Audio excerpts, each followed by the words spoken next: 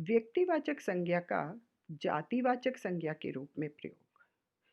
कभी-कभी व्यक्तिवाचक संज्ञाएं ऐसे व्यक्तियों की ओर संकेत करती हैं जो समाज में अपने विशेष गुणों के कारण अलग पहचाने जाते हैं और उनका नाम लेने से विशेष गुण या अवगुण हमारे मस्तिष्क में उभर जाती हैं। वे इन विशेष गुणों और अवगुणों का भी प्रतिनिधित्व करते हैं। जब उनके गुणों या अवगुणों का प्रयोग दूसरे व्यक्तियों के लिए किया जाए तो वहाँ संज्ञा व्यक्तिवाचक न होकर जातिवाचक बन जाती है। जैसे हरिश्चंद्र हमेशा सच बोलते थे, इसलिए जो भी सच बोलता है व्यक्ति उसके लिए हरिश्चंद्र रूढ़ हो जाता है। रावण बुराइयों का प्रतीक है, तो समाज में जो भी बुरा काम करता है उसके लिए रावण शब्द का प्रयोग किया जाता है। एकलव्य गुरु भक्त द्रोणाचार्य को अपना गुरु मानकर उनकी मूर्ति को गुरु मानकर पूजा की थी और धनुर्विद्या सीखी थी। तो आज के समय में जो भी एक आदर्श विद्यार्थी होता है उसको एकलव्य की संज्ञा दी जाती है। इनको मैं कुछ उदाहरणों से आइए कुछ उदाहरणों के द्वारा इस भेद को स्पष्ट करती हूँ।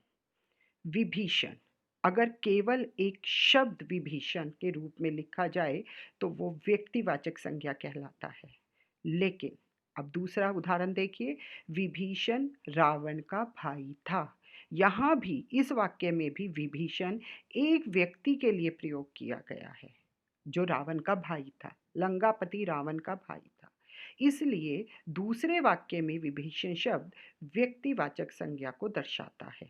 लेकिन तीसरा वाक्य देखिए, आज के समय में विभीषणों की कमी नहीं।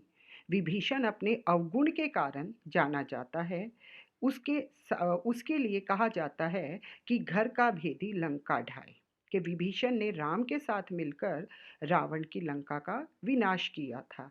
इसलिए जो भी घर का भेद दूसरों को बताता है उसके लिए विभीषण शब्द का प्रयोग किया जाता है। तो यहाँ पर तीसरे वाक्य में आज के समय में विभीषणों की कमी नहीं, यहाँ पर विभीषणों शब्द एक रावण के भाई विभीषण को नहीं दर्शाता, परंतु एक पूरी जाति को दर्शाता है जो अपने घर का भेद दूसरों को बताते हैं या घर का विनाश करते हैं। इसलिए तीसरे वाक्य में विभीषण शब्द जातिवाचक संज्ञा है।